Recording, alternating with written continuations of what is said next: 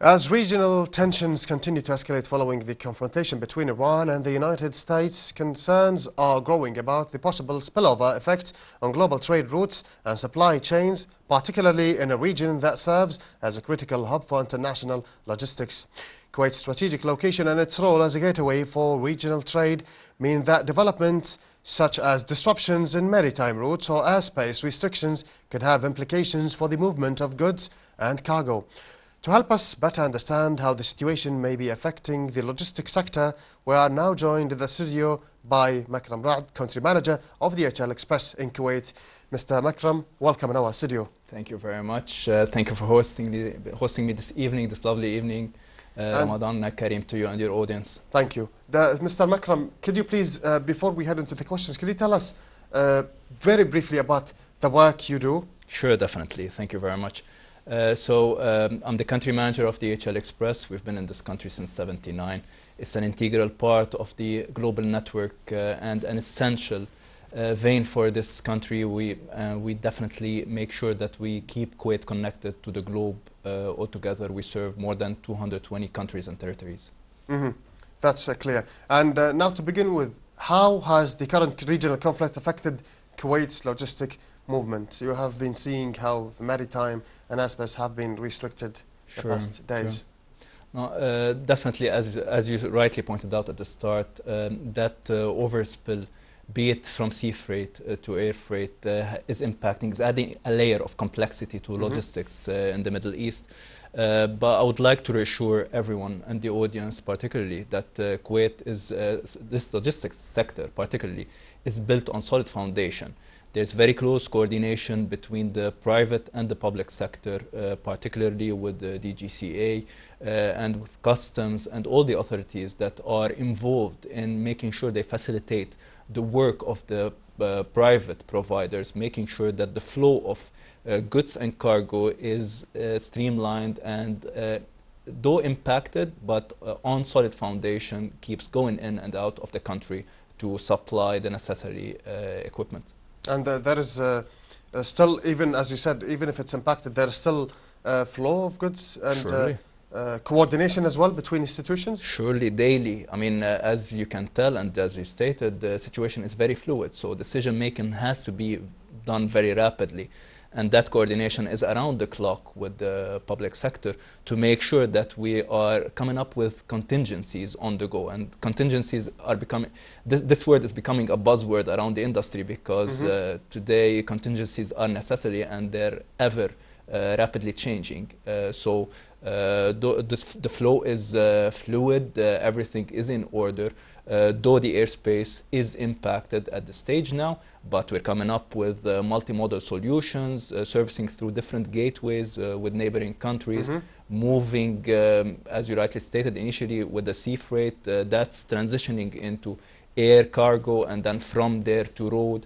And the flow, though with expected delays in transit time, is still on solid foundation for the country. And are there coordination between you and other, for example, entities or governmental agencies, DGCA or any other? For sure. And it helps with the flow of good and decision making? Constantly. And I would like to send a message of thanks to all of them because we've seen tremendous support.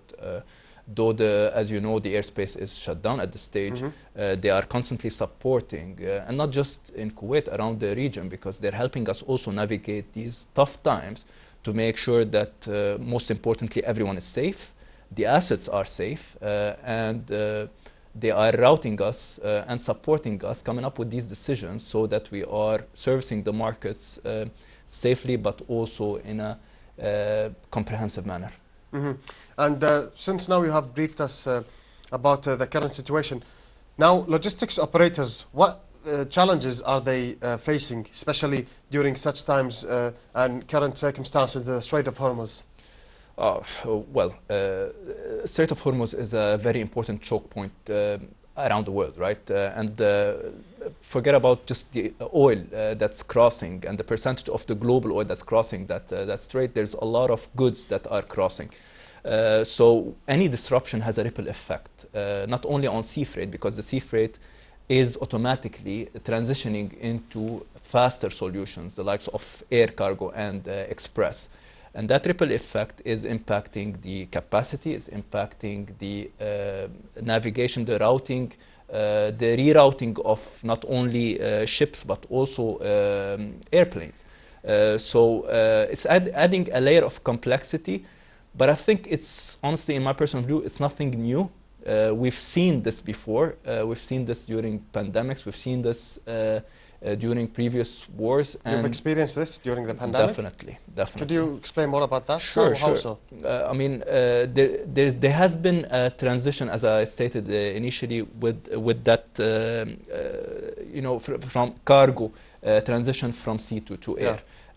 That normalized after the corona pandemic, but every time there's any regional or global conflict or any turbulence, let's say, there is an impact on the transitioning of this cargo. Coming up with agile solutions is essential for any logistics provider, and I think that sector is very well equipped to keep coming up with contingencies servicing the markets that they are in. So do you see a similarity between what you have experienced during the pandemic and now in terms of like rerouting or plan B alternatives, or it has its similarities, you mean? Look, the similarities that I see is the ability to come up with contingencies. Obviously, security-wise, the situation is different. We're dealing with a different beast altogether. Nevertheless, the experience that logistic providers have acquired throughout the experience that they had before is helping them, you know, defying these obstacles that they're facing. So the experiences you have, it has helped you guys to also gain experience, gain lessons for better improvements for the future, so, which made you prepared for such difficult times. So now if we touch upon the air cargo, so how is the air cargo operations being adapted in response to the regional restrictions that we are facing, airspace restrictions? Without hiding any state secrets here or giving away any state secrets, clearly there's an impact on transit times. There are longer flight hours due to the rerouting to make sure that everyone is safe, be it the crew, the flight, the aircraft, and everyone else. So there are contingencies happening. As I stated earlier, we are still servicing Kuwait. To give you an example for DHL, we're servicing Kuwait through different gateways, right? We can't land here. So what are we doing about that? We are using other neighbor countries where we are shifting that model to a road service.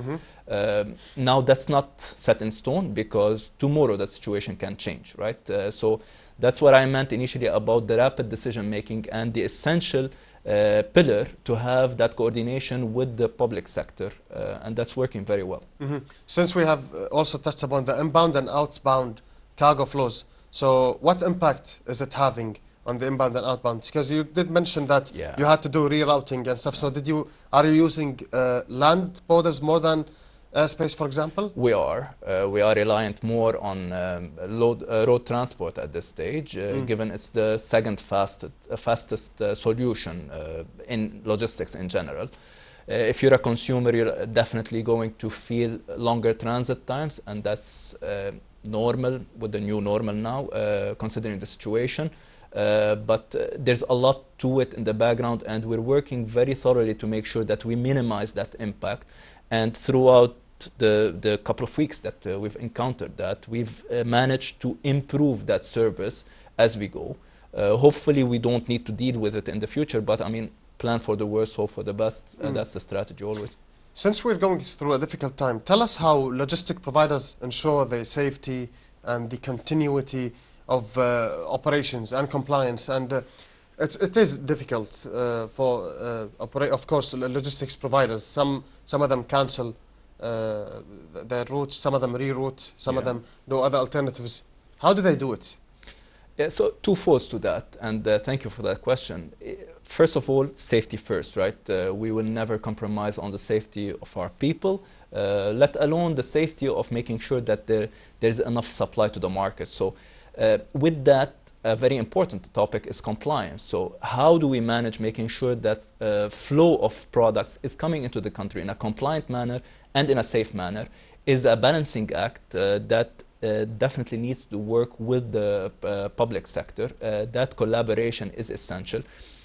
From our side, we make sure that we are increasing inspections, we're making sure that there's a lot of risk assessment done on the go, and data-driven decision-making every day.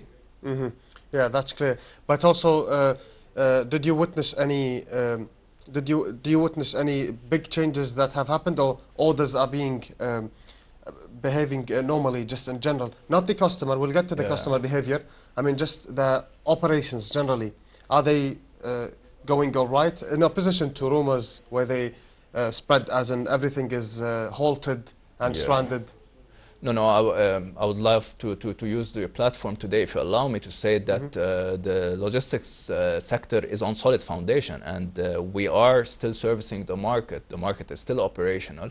Undoubtedly, the confidence level got shaken at the start. That's very normal, but after the first couple of days, things are moving smoothly, and products are being ordered online, and especially we've seen even an increase in urgency for certain sectors, particularly for the essentials. When you're talking about pharmaceutical, when you're talking about such sectors that are time sensitive, there is definitely a shift or a transition towards just-in-time model, and that's flowing smoothly. Mm-hmm. That's clear. And would like to get more on the observed and on the changes of customer service and their behavior. But let us first get a short break, and we will be back to you. All right.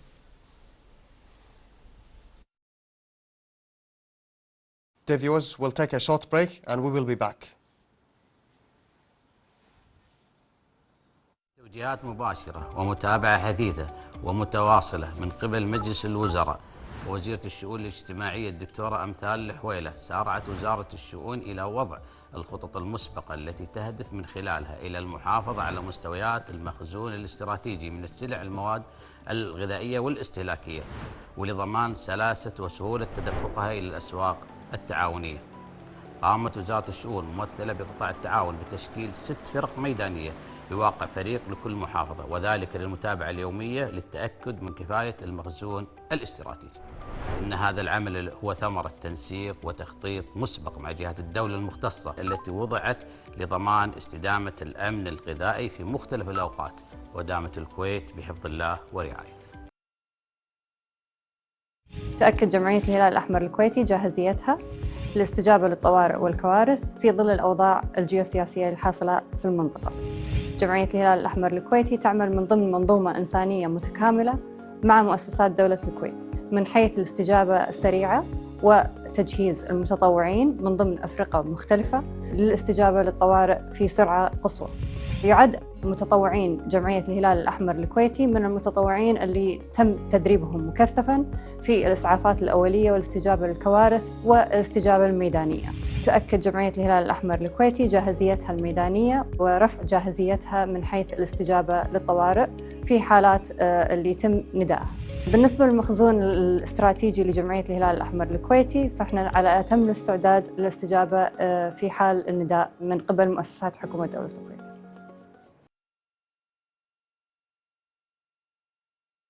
And now we're back in our studio after this break to discuss more with our guest here in the studio, Mr. Makram. Mr. Makram, we are back with you and would like to get to know more about any changes in customer behavior, if they are observed since the escalation began or in the shipping pattern.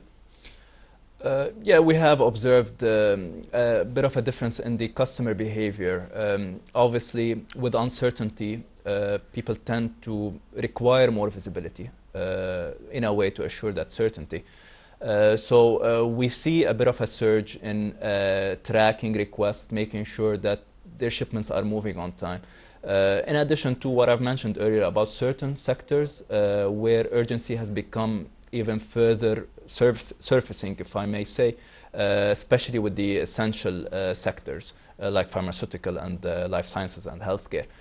But in general, from a consumer perspective, there's a more requirement of visibility, and especially when they are, seeing what's happening around the world, they want to make sure that things are flowing smoothly, and we're able to provide that thanks to a lot of our tools that have always been instated.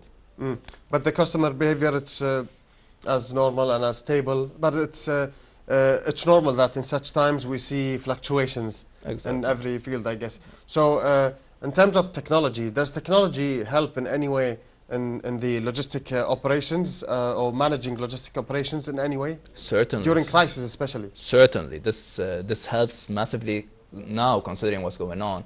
I mean, to give you a few examples, operationally, what happens with us is that we use technology definitely for route planning, right? To make sure that we are getting the most out of our resources, to making sure that people are safe, to making sure as well our aircraft are safe. But additionally, from a consumer-facing pattern, we use technology to ensure better visibility with tracking, as I mentioned earlier, and that helps the overall flow and the flow of information and keeps that partnership with our customers better informed. And the technology is provided for the staff, or both the staff and customers? Both. They both benefit from it? Of course. Would you elaborate on that, like yeah. how customers benefit from the technology used in the logistics of the company? Sure. Allow me to give you the example of DHL. We pride ourselves in being the most international company around the world. And when I say that, and when it comes to technology, we use unified platforms everywhere around the world. So that helps the visibility and the movement of all the shipments. And in addition to that, we work closely with customs and we do clearance in arrival. Thanks to this technology, we pass on the information of the cargo that's coming to the country before it lands, before it gets there, with all its paperwork and whatever is required of approvals. So that streamlines that partnership that we have from customs, from authorities, and back to your question earlier about compliance, making sure that compliance is set in stone. Additionally, making sure that there's a better ease of use to the end consumer. Mm-hmm. And what about the staff? So customers do benefit in terms of tracking more, right? So the staff also benefit from it, but yes, maybe internal use, right, for the company? Multiple layers, and it's an ever-evolving, what we call a continuous improvement tool, right? Because I gave the example of route optimization earlier, but there are a multitude of examples that we use in the day-to-day operation, and we capitalize on it to make sure we rid our staff of the repetitive work and let them focus on more conceptual planning or more strategic planning. Mm-hmm.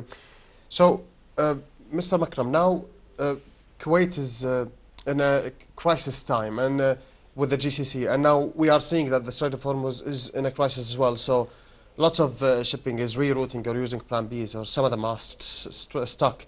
But usually crises, they pass. So what is your outlook for the logistics sector in Kuwait, at least for the coming months? Thank you for that question, and I hope better days are ahead of us, but that's my hope, inshallah. My personal hope, inshallah.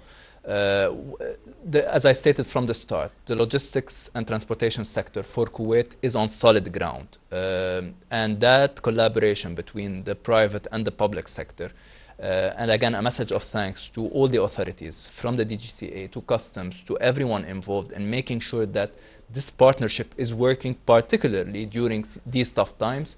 As long as we continue this way and as long as we build on it, the future is safe, in my view. And are you proud of how effective the methodologies or the measures that you have taken are working during such times, especially that others are not being able to work? 100%. And tell you the truth, am I happy? Definitely I'm not, given the circumstances. But that ever-evolving contingencies are essential for us to making sure that our market is satisfied, our market is looked after with the essentials and with other products, and making sure we remain connected to the world. That's clear. And finally, what message would you like to give to the public and businesses regarding supply chains and logistics during this period? I think really a message from the heart. During crises, as you pointed out, there's a lot of turmoil and everyone is feeling it. It's no secret. It's very important to remain vigilant, making sure that our contingencies are working and ever evolving. We're building on experiences of the past and making sure that we are constantly supporting the local market. We've been here before. We're always, inshallah, going to be here supporting the Kuwaiti market, and yeah, hopefully better times ahead. Inshallah. Inshallah. Mr. Makram Raad, Country Manager of DHL Express in Kuwait, thank you for being with us and for the elaborative answers. Thank you very much. Thank you. The viewers will be back after the short break. الإدارة العامة للدفاع المدني على استعداد تام وجاهزية عالية، ونعمل وفق خطط مدروسة ومحدثة باستمرار لمواجهة أي طارئ، ونتابع مع الجهات الحكومية كل ما يخص احتياجاتها لضمان استمرار نظام سير العمل وعجلة الإنتاج وسير الحياة الطبيعية، ونقول للجميع سلامتكم أولويتنا. تؤكد وزارة الكهرباء والماء والطاقة المتجددة بأن عمليات توليد الطاقة الكهربائية وتحلية المياه تسير وفق الخطط التشغيلية المعتادة، وتؤكد الوزارة على جاهزيتها التامة للتعامل مع أي طارئ من خلال خطط متكاملة تتضمن الإجراءات الواجب اتباعها لاستمرارية الكهرباء والماء. وتوفر لدى الوزارة كفاءات وطنية مؤهلة وعلى أعلى درجات الاستعداد لتفعيل هذه الخطط متى ما دعت الحاجة. والمخزون الاستراتيجي من المياه العذبة في البلاد في ازدياد، إلى جانب توفر مخزون من المياه الجوفية، مما يعزز قدرة المنظومة الوطنية على الصمود والتعامل مع مختلف الظروف. And now we have our on-field correspondent Khalid Al-Hajji, who's currently at Kuwait City. Khalid Al-Hajji, tell us exactly where you are if you're listening to me, and tell us the latest update you have at your current location.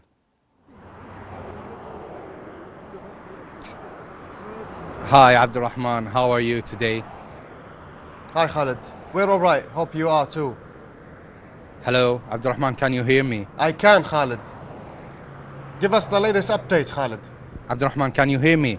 Okay, so I am now at Al Khalij Street near from Kuwait Towers. The weather is amazing, and normally with amazing weathers like that, people come here for a walk or even enjoy the green landscapes. But today we can see how calm the place, and this shows a lot of responsibility from our lovely country residents that chose to listen to the civil defense that when they said that don't go out from home unless it's necessary. You know, Abdurrahman, now Eid is like in 2 or 3 days maximum, so normally people will be out shopping for Eid, but Al Khalij Street today shows that it's not as usual crowded, and I didn't see a lot of people here near from Kuwait Tower since I was here. But Khalid, of course people are not going out as you are saying, just abiding by the government guidance, but everything is usual, everything is stable from where you are, and people are just going out if they needed to go out, as the government is always guiding them by the hour.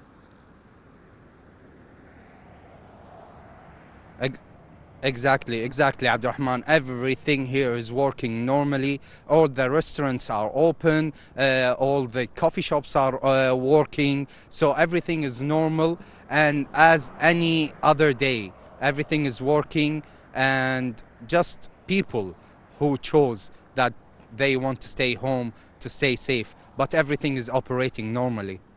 Khalid, you have been doing several on-field reports the past days, and you've looked at several places in the state of Kuwait. Now, you have witnessed, and could you tell us more that how stable the country and the people and the traffic is in opposition to what rumors are showing the state of Kuwait to be like? Because you have been out and you have seen it, and you have seen that everything is stable and everything is normal, and people are abiding by the guidance of the government.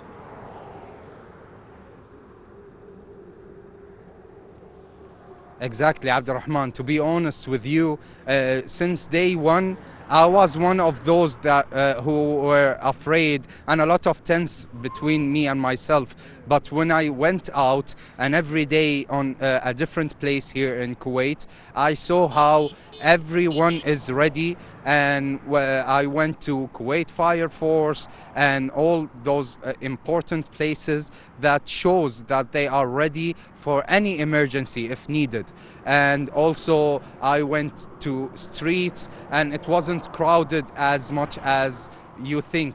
Everything is operating normally. And also one of my advices that I say it every day and will say it again, that please don't listen to the rumors rounding up in the social media. Always take your information from trusted and official sites.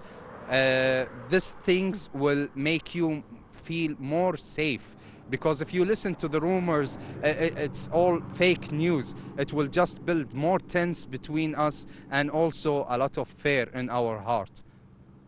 Khalid Al-Hajji, thank you for the latest updates. Be safe.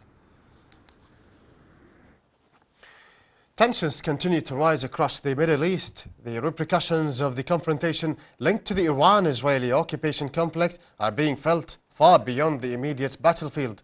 Lebanon increasingly found itself drawn into the widening regional crisis as cross-border hostilities intensify and security conditions deteriorate.